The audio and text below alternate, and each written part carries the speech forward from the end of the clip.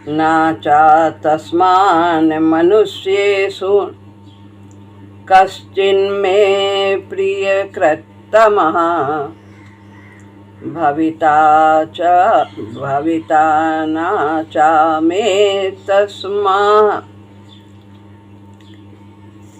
तस्मात् भविता न च मे तस्मात् अन्यः प्रियतरो भुवि।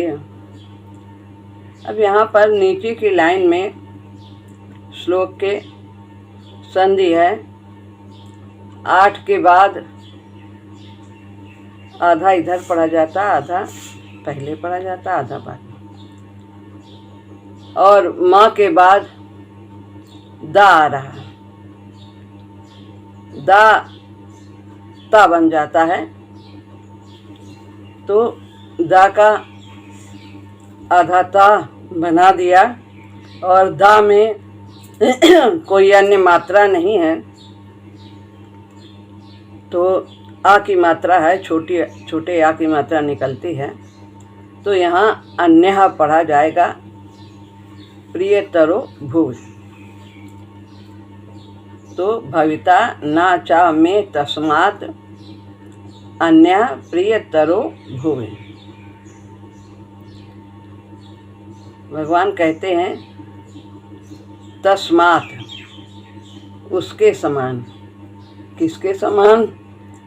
जो पिछले श्लोक में अभी बताया कल, जो भगवान ने कहा मेरे इस संवाद का, गीता में जो अर्जुन और भगवान का संवाद है, इसको उनके भक्तों को कहेगा, इस संवाद को।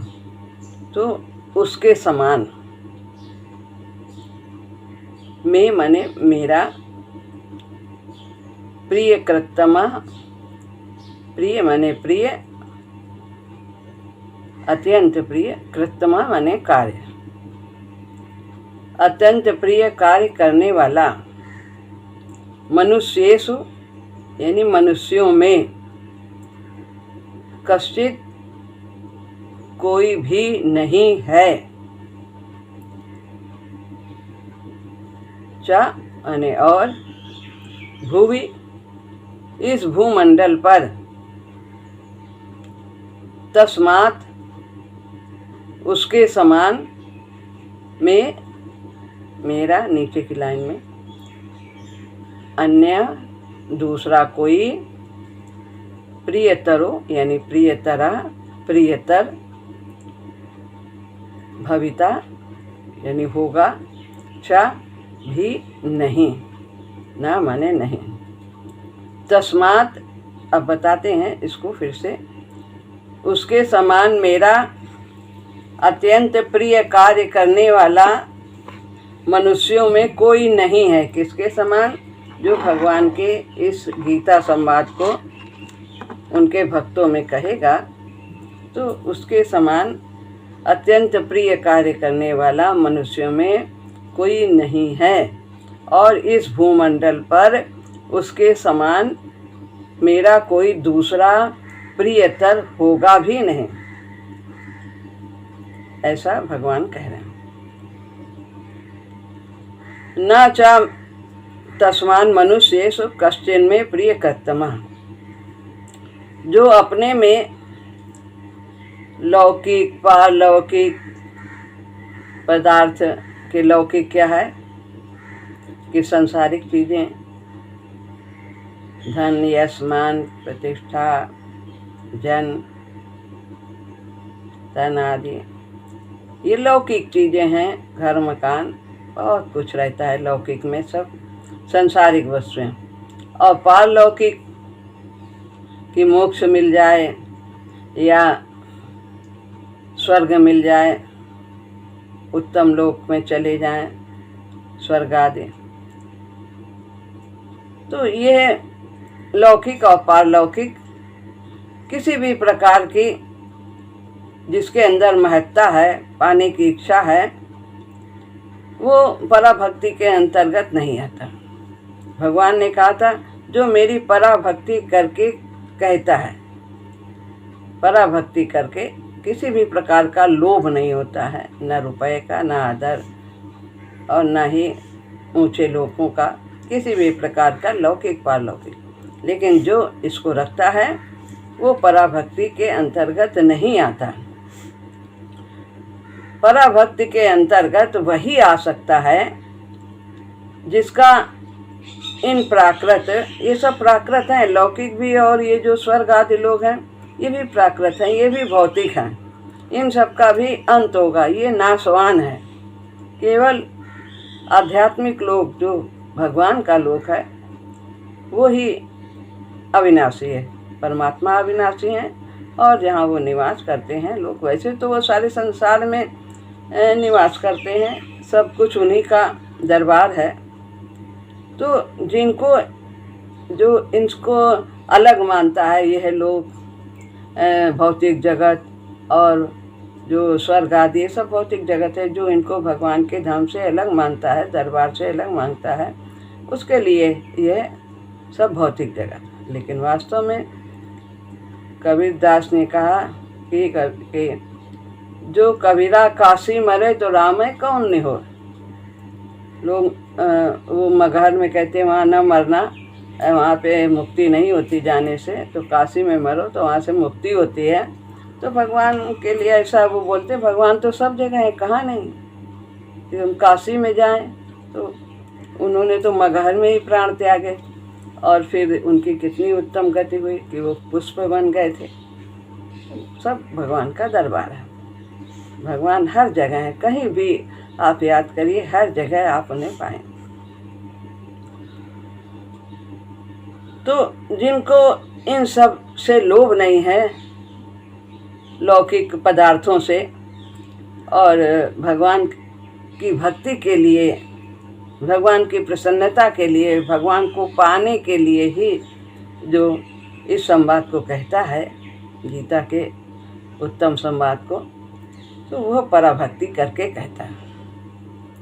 जो भगवत प्राप्ति, भगवत दर्शन, भगवत प्रेम आदि पारमार्थिक उद्देश्य रखकर गीता के अनुसार अपना जीवन बनाना चाहता है, जीवन भी चाहता है बन जाए हमारा ऐसा ही जैसा गीता में भगवान ने कहा है,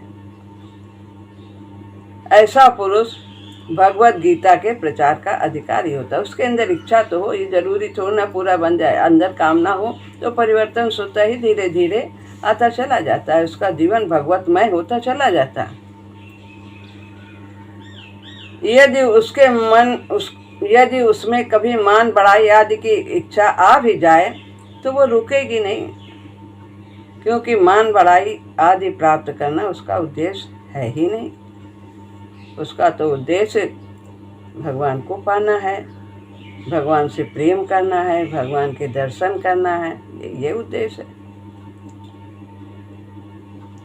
भगवान के भक्तों में गीता का प्रचार करने वाले उपयुक्त अधिकारी मनुष्यों के लिए ये तस्मात् भगवान उसके समान कह दिया। पद देकर भगवान कहते हैं कि मनुष्यों में उसके समान मेरा प्रिय कृत्मा, प्रिय कार्य करने वाला कोई नहीं है, क्योंकि गीता के प्रचार के समान दूसरा मेरा कोई प्रिय कार्य है ही नहीं। क्यों ऐसा कहा?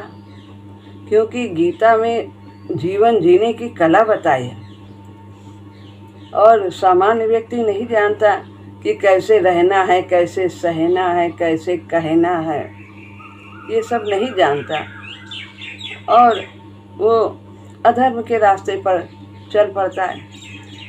तो गीता का प्रचार करके लोग मनुष्यों के जीवन को सफल बनाते हैं, जीने की कला सिखाते हैं, सभी परिस्थिति में रह करके किस प्रकार से अपना कल्याण किया जा सकता है, यह गीता के माध्यम से हम समझ सकते हैं। तो भगवान के जो सारी संतान है, सारा संसार, तो सभी माता पिता चाहते हैं कि हमारे बच्चे खुश रहें, आनंद से रहें, दुखी ना रहें।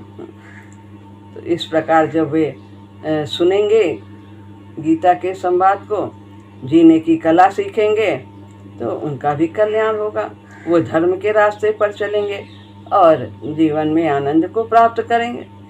इसलिए भगवान कहते हैं कि जो इस प्रकार कार्य करता है, गीता का प्रचार करता है, मेरे भक्तों को कहता है, उससे अधिक प्रियतर मेरा कोई भी नहीं है और आगे भूमंडल में होगा भी नहीं, ये भी कह दिया। मनुष्यों में प्रिय कृतमा कहने का तात्पर्य है कि भगवान का अत्यंत प्यारा बनने के लिए केवल मनुष्यों को ही अधिकार है। पशु पक्षी ये कार्य नहीं कर सकते,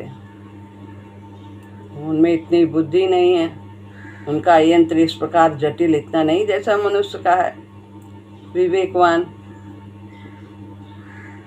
तो सांसारिक कामना की पूर्ति कर लेना कोई महत्व की बात नहीं, कोई बहुत बड़ी बात नहीं है। सांसारिक कामनाओं की तो पूर्ति पशु भी करते हैं, खाते हैं, पीते हैं, सोते हैं, जगते हैं और संतान की उत्पत्ति करते हैं, सब तो पशु भी करते हैं। तो ऐसा मनुष्य भी करता है, तो मनुष्य में और पशु में कोई अंतर नहीं है। लेकिन ये जो संवाद है वो अपना भी कल्याण करता है इस प्रकार कह करके, और जन कल्याण भी करता है। तो परंतु कामना का त्याग करके परमात्मा की प्राप्ति करने का अवसर तो केवल मनुष्य योनि में ही मिलता है। इस मनुष्य योनि को प्राप्त करके परमात्मा की प्राप्ति करने में, परमात्मा का अत्यंत प्यारा बनने में मनुष्य जन्म की सफलता है।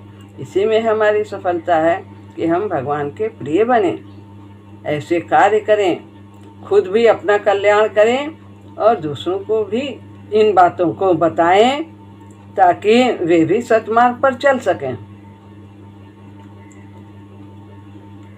भविता न च में तस्मादन्य, कहते हैं भविता न च में तस्मादन्य प्रियतरो भूय,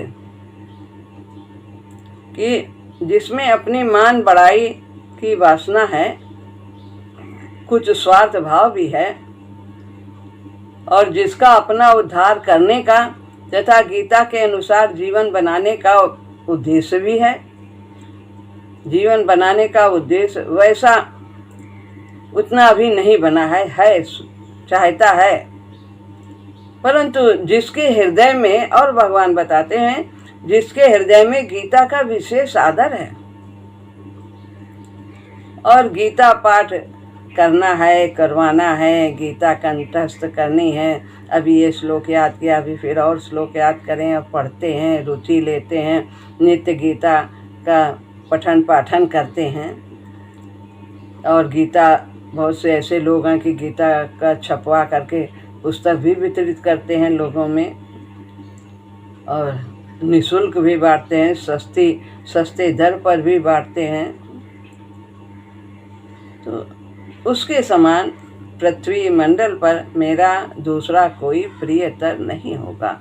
किसी भी प्रकार से गीता के संवाद का प्रचार किया जाए, भगवान के अर्जुन के दोनों जो ये संवाद है, तो भगवान को बहुत ही अच्छा लगता है। इस प्रकार का कार्य यदि कोई मनुष्य किस प्रकार करता है, जैसे अपना बोला हुआ कभी कोई रिकॉर्ड बजता है या कोई दूसरा भी व्यक्ति उसको बोलता है, उस बात को, अपनी कही हुई बात को जो किसी ने पहले कही है, तो उसको सुन करके वो व्यक्ति आनंदित होता है, अपनी पुरानी यादें उसे आ जाती हैं और वो उसी स्थिति में पहुंच जाता है। तो भगवान को पुनः आनंद आने लगता है जब कोई इस तरह से भगवान के गीता के श्लोकों को पढ़ता है, कंठस्थ करता है, दूसरों को सुनाता है, तो भगवान को बहुत अच्छा लगता है। अपने धर्म, संप्रदाय, सिद्धांत आदि का प्रचार करने वाला व्यक्ति भगवान का प्रिय तो हो सकता है। कोई अन्य संप्रदाय है, बौद्ध संप्रदाय है, जैन संप्रदाय है और अनेक ईसाई के हैं, मुसलमान के, पर वो प्रियतर नहीं होगा। प्रियतर तो किसी तरह से गीता का प्रचार करने का ही वाला ही होगा।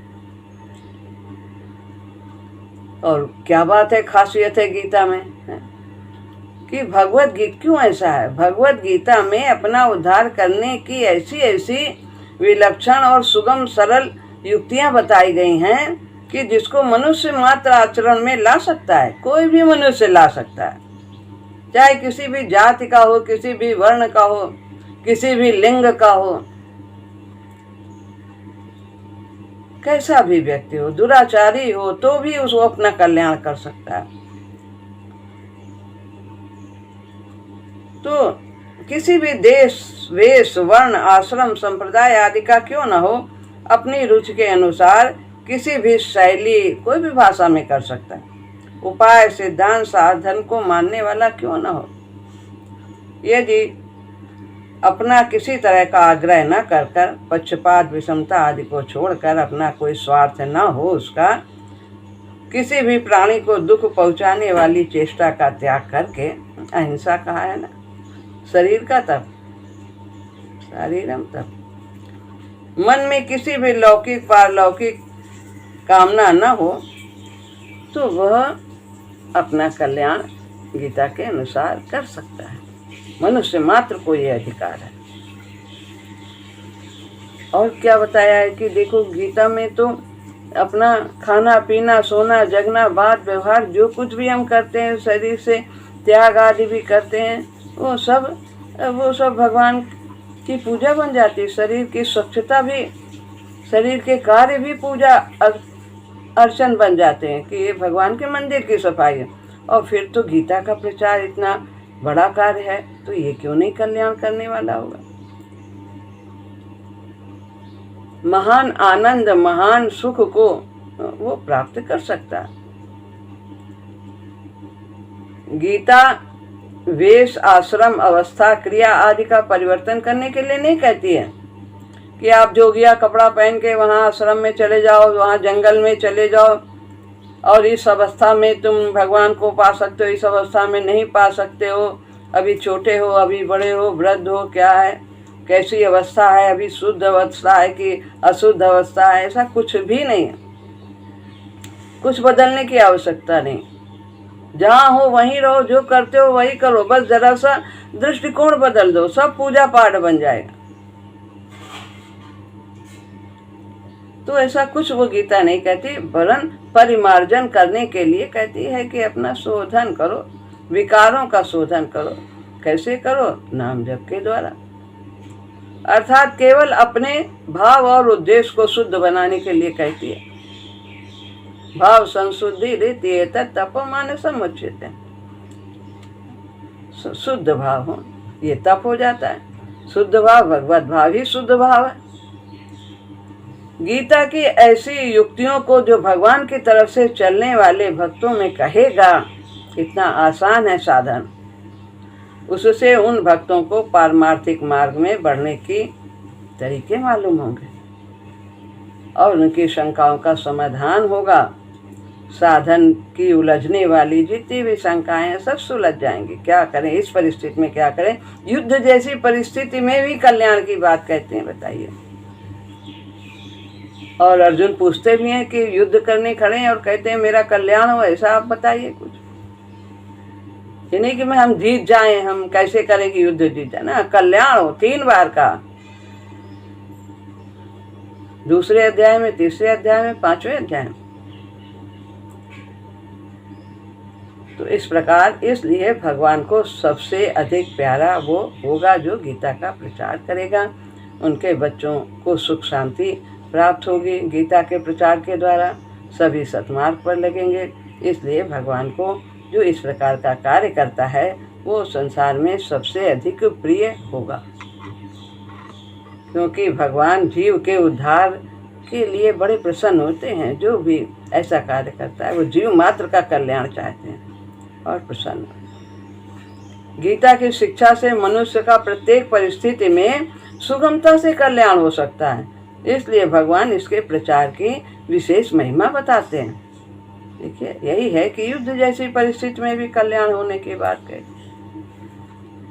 तो ये यहाँ पर ये श्लोक पूरा होता है। जो भगवान का प्यारा हो जाता है उसको कर्म योग, ज्ञान योग और भक्ति योग, तीनों योग प्राप्त हो जाते हैं। वो उसमें कोई ये नहीं कि वो कुछ ना जानता हो ऐसा नहीं, तो सब कुछ जान जाता है। भक्ति भी प्राप्त होती है, ज्ञान भी प्राप्त होता है और कर्म भी करता हुआ रहता है। इस प्रकार अब हम दूसरा श्लोक लेते हैं, 70वां।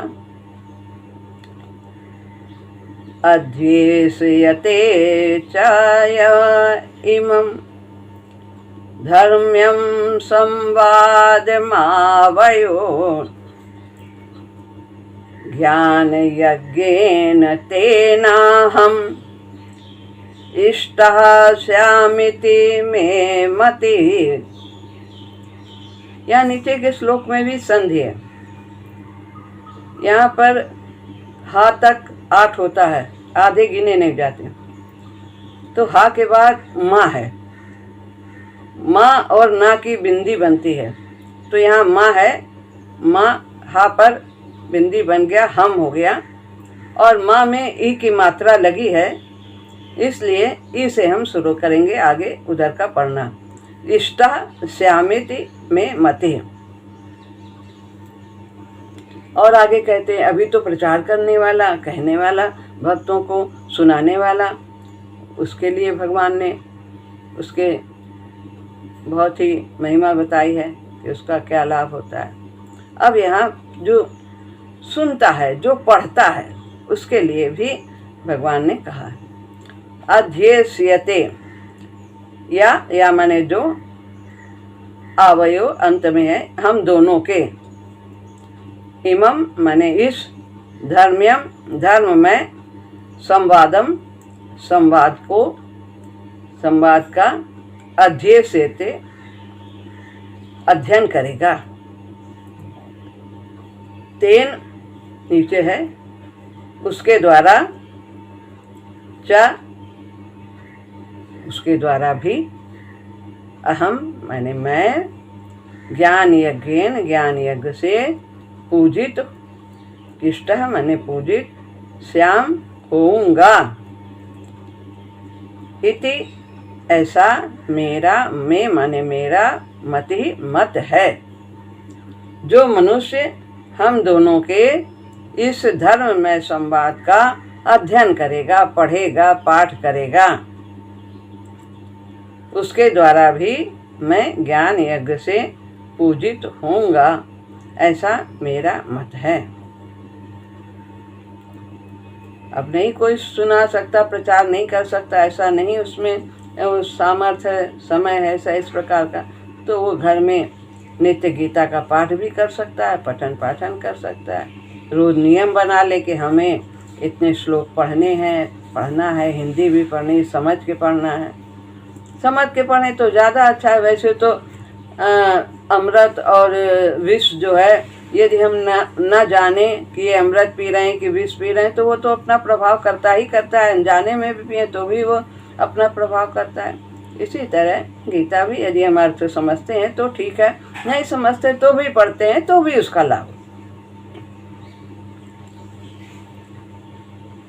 अध्येष्यते च या इमं धर्म्यम संवाद मावयो, बताते हैं विस्तार से कि तुम्हारा और हमारा यह संवाद शास्त्रों सिद्धांतों के सार रूप धर्म से युक्त है, धर्म में है। युद्ध में जा रहे हैं लेकिन धर्म में है। क्यों कि अधर्म का नाश करना और धर्म की स्थापना करना क्षत्रिय का कर्तव्य है और स्वतः प्राप्त हुआ युद्ध है। उन्होंने, अर्जुन ने अपने आप युद्ध की घोषणा नहीं की थी, ये तो उन पर थोपा गया था। और क्षत्रिय युद्ध से कभी भी पलायन नहीं कर सकता, पीठ नहीं दिखा सकता। तो यह बहुत विचित्र बात है कि परस्पर साथ रहते हुए तुम्हारे हमारे साथ वर्ष बीत गए, कितने वर्ष बीत गए, परंतु हम दोनों का ऐसा संवाद कभी भी नहीं हुआ। भगवान कहते हैं कितने साल से मेरे सखा हो और किस किस तरह से सखा भाव से बातें हम लोगों की हुई हैं। और अर्जुन कहते भी हैं 11वें अध्याय में कि मुझे माफ़ करना, मैंने आपकी महत्ता नहीं समझी और आपको सखा भाव से क्या क्या कह डाला। तो किस तरह की बात हुई, लेकिन इस तरह का संवाद भगवान कहते हैं कभी नहीं हुआ कि विराट रूप दिखाया, ऐसा कुछ भी पहले नहीं हुआ। ऐसा धर्म में संवाद तो कोई विलक्षण अलौकिक अवसर पर भी होता है। कहते हैं जब तक मनुष्य की संसार में उकताहट न हो, बहुत उब गए संसार से, अब क्या करें, कुछ और चाहिए, इसमें सुख नहीं, शांति नहीं है, ऐसा जब तक उसके अंदर ये भाव नहीं होता है तब तक उसकी वास्तविक जिज्ञासा नहीं जागृत होती है। जिज्ञासा कि अब हम क्या करने के लिए आए संसार में, वास्तव में ये ज्ञान उसके अंदर नहीं प्रकट होता। किसी कारणवश जब यह मनुष्य अपने कर्तव्य का निर्णय करने के लिए व्याकुल हो जाता है और उसे कोई रास्ता नहीं सूझता है कि क्या करे क्या न करे, कार्पण्य दोषो परत स्वभावा प्रक्षामि त्वाम धर्म सम्मूढ़ चेता यक्षेयस्यानिश्चितम ब्रूतन में शिष्यस्ते हम साधिमाम त्वाम प्रपन्नम। कुछ समझ नहीं आता, कायरता दोष के कारण में बुद्धि नहीं, मैं समझ नहीं पा रहा हूँ, और मेरे लिए जो कल्याण का मार्ग आप बताइए, मैं आपका शिष्य हूँ, आपकी शरण में हूँ। तो भगवान से अर्जुन ऐसा पूछते हैं। अपने आप समझ, एक तरफ कुआं एक तरफ खाई, तो व्यक्ति समझ नहीं पाता है कहाँ जाए। तो जब अपने कल्याण के लिए कोई रास्ता नहीं देखता, बिना समाधान के और कोई सांसारिक वस्तु, व्यक्ति, घटना, परिस्थिति आदि किंचित भी अच्छी नहीं लगती, कुछ रास्ता नहीं समझता, तो एकमात्र हृदय का संदेह दूर करने की धुन लग जाती है, क्या करें, और एक जोरदार जिज्ञासा प्रकट होती है। मनुष्य फिर जहाँ से भी प्रकाश और समाधान मिलने की संभावना होती है वहाँ अपना हृदय खोलकर पूछता है। तो अर्जुन को ये लगा ये हमारे सखा हैं और हमसे श्रेष्ठ बुद्धि है इनकी, इसलिए हम इनसे समाधान पूछते हैं। ये नहीं जानते थे कि भगवान है, तो इस प्रकार उनसे उन्होंने समाधान पूछा। तो और प्रार्थना करते हैं और शरण हो जाते हैं, कहते हैं मैं आपका शिष्य हूँ। शिष्य को आज्ञा की जाती है। पूछने वाले के मन में जैसी जैसी उत्कंठा बढ़ती जाती है, कहने वाले के मन में वैसी वैसी नई नई बातें पैदा होती हैं। देखिए कितनी कितने प्रश्न अर्जुन ने भगवान से किए। पूरे गीता शास्त्र में तरह तरह के कितने साधन जो है कल्याण के भगवान ने बताए। फिर समाधान उसका, फिर प्रश्न, फिर समाधान। सब सामान्य मनुष्यों के मन में जो विचार आते हैं वो सारी शंकाओं का समाधान अर्जुन के माध्यम से हुआ है, भगवान ने किया। तो जब सुनने वाला होता है तो फिर कोई बताने वाले के अंदर और उत्साह आ जाता है और वो अच्छी तरह से बताता है जब श्रोता भली भांति सुनता है। तो जैसे कि गाय का उदाहरण दिया है कि जब बछड़ा थन में मुंह मारता है तो वो उछल उछल के मारता है और गाय के जितना भी दूध है वो सब पूरा थन पे आ जाता है और इस तरह वो दूध को ग्रहण करता है। इसी तरह जब ग्रहण करता है श्रोता है, जब उत्सुकता से सुनता है तो सुनाने वाले के अंदर तरह तरह की विलक्षण बातें स्वतः ही आती चली जाती हैं। तो इस प्रकार भयंकर परिस्थिति में भी अपने मनुष्य जन्म के ध्येय को सुगमता पूर्वक प्राप्त कर सकता है। प्रतिकूल से प्रतिकूल परिस्थिति आने पर भी घबराए नहीं, बल्कि प्रतिकूल परिस्थिति का आदर करते हुए उसका सदुपयोग करें, अर्थात अनुकूलता की इच्छा का त्याग करें।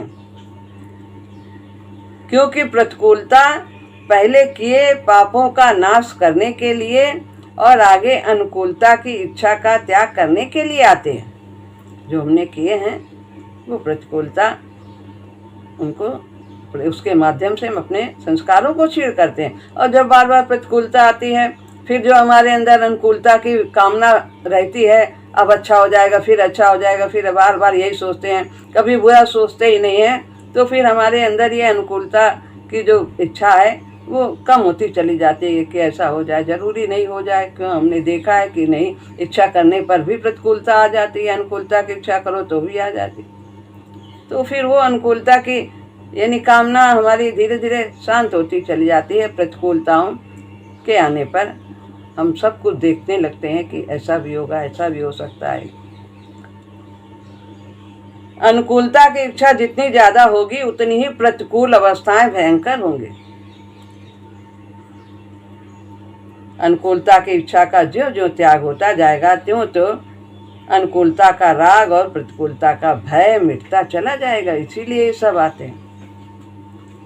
राग और भय दोनों के मिटने से क्या होता है, समता आ जाती है, और समता परमात्मा का साक्षात स्वरूप है। तो ये प्रतिकूलता की महत्ता बताइए, क्यों आती है, इससे क्या लाभ है कि हमारे अंदर जो अनुकूलता पाने की कामना है वह धीरे धीरे शांत होती चली जाती है। हम देखते हैं कि न अनुकूलता रहती है न प्रतिकूलता रहती है, तो दोनों ही हमारे जीवन में अनिवार्य हैं। Suffering is necessary for our growth, ये विकास के लिए आवश्यक है। अध्यय सेते मैंने इस संवाद को कोई जो जो पढ़ेगा, पाठ करेगा, याद करेगा, उसके भावों को समझने का प्रयास करेगा, त्यों ही त्यों उसके हृदय में उत्कंठा बढ़ेगी, और जो जो वो समझेगा त्यों तो उसकी शंका का समाधान भी होगा, और शंका का समाधान होने से उसमें और रुचि पैदा। अरे ये समस्या थी, इसमें ये समस्या का हल मिल गया, इसको करने के कैसा करना है, कितनी अच्छी बातें लिखें, तो और अधिक रुचि होगी। और रुचि से जब वो सुनेगा, पढ़ेगा, उसके अंदर और गहरे भाव उत्पन्न होंगे प्रभु के प्रति। उसके आचरण और क्रियाओं में बर्ताव ये बदलाव आने लगेगा, और आदर पूर्वक आचरण करने से वह गीता की मूर्ति बन जाएगा। उसका जीवन गीता रूपी सांचे में ढल जाएगा, अर्थात वह चलती फिरती गीता, भगवत गीता बन जाएगा, स्वयं गीता स्वरूप हो जाएगा। तो इस प्रकार यह इसका महत्व बताया है। ज्ञान यज्ञेन तेना मिष्टः श्याम। यज्ञ दो प्रकार के होते हैं, द्रव्यमय यज्ञ और ज्ञान यज्ञ। तो द्रव्यमय यज्ञ भी महत्वपूर्ण है। क्या है कि मिली हुई वस्तु को दूसरों की सेवा में लगाना निष्काम भाव से, ये द्रव्यमय यज्ञ। मिली है, हमारी नहीं है, भगवान ने दिया है, इसीलिए कहा मिली हुई वस्तु परमात्मा से प्राप्त है, तो इसको लगाना है। और ज्ञान यज्ञ जो हम पठन पाठन करते हैं और जो कर्म हम करते हैं भगवत भाव से करते हैं, वो भी ज्ञान यज्ञ के अंतर्गत आ जाता है। भगवान का सुमिरन भी ज्ञान यज्ञ के अंतर्गत आता है। तो ये द्रव्यमय यज्ञ श्रेष्ठ है, लेकिन द्रव्यमय यज्ञ से ज्ञान यज्ञ श्रेष्ठ है। तो हमें दोनों को करना चाहिए। द्रव्य परमात्मा ने दिया है तो उसका भी हमें सदुपयोग करना चाहिए, और ज्ञान यज्ञ भी करना चाहिए, पठन पाठन करना चाहिए। इति में मति। तो भगवान कहते हैं कि ऐसा कहने का तात्पर्य है कि जब कोई गीता का पाठ करता है तो मैं उसको सुनता हूँ। भगवान सुनते हैं, बिल्कुल, भगवान तो सर्वत्र हैं। सर्वथा पाणिपादम तत् सर्वतो उच्च शिरोमुखम सर्वथा श्रुतिमल लोके सर्वमावृते तिष्ठति। सब जगह है गीता में 13वें अध्याय के 13वें श्लोक में भगवान ने कहा, क्योंकि मैं सब जगह हूँ और सब जगह ही मेरे कान हैं, अतः उस पाठ को सुनते ही मेरे हृदय में विशेषता से ज्ञान, प्रेम, दया आदि का समुद्र लहराने लगता है, जो अपने भक्तों में वो वितरित करते। और गीतोपदेश की याद में मेरी बुद्धि सराबोर हो जाती है। भगवान को पुनः वो वातावरण याद आ जाता है और वह पूजन करता है। इस प्रकार मेरा ज्ञान यज्ञ के द्वारा वो तो पाठ करता है, परंतु मैं उससे पूजित हो जाता हूँ, अर्थात उसको ज्ञान यज्ञ का फल मिल जाता है। और दूसरा भाव यह है कि पाठ करने वाला यदि उतने गहरे भाव में नहीं उतरता है जितना भगवान ने जिस समय कहा है, केवल पाठ मात्र या याद मात्र करता है, तो भी उससे मेरे हृदय में तेरे और मेरे सारे संवाद की एक गहरी मीठी मीठी स्मृति आ जाती। भगवान कहते हैं मुझे याद हो जाता है। ये जो भाव से भी नहीं कहता है, उसको नहीं इतना आता है, तो भी मुझे वो याद आ जाता है, क्योंकि वो तो सब समझते हैं, पढ़ने वाला भले न समझे, लेकिन जिसने कहा है वो तो सब उस भाव को सब कुछ समझते हैं, तो उन्हें वो स्मृति हो जाती है। और इस प्रकार गीता का अध्ययन करने वाला मेरी बड़ी भारी सेवा करता है, ऐसा मैं मान लेता हूँ। भगवान ने कितनी अच्छी अच्छी बात बताई है। आनंदित हो जाता है मन, इससे प्रसन्न हो जाता है और गीता के प्रति हमारा आकर्षण और अधिक बढ़ता है, रुचि भी हमारी बढ़ती है। तो इसी के लिए गीता हम नित्य पढ़ें और जो कुछ गीता के 2 शब्द हैं यदि किसी को हम सुना सकते हैं, रास्ते सतमार्ग पर लगा सकते हैं तो हमें वो करना चाहिए, अवश्य करना। श्री राम राम।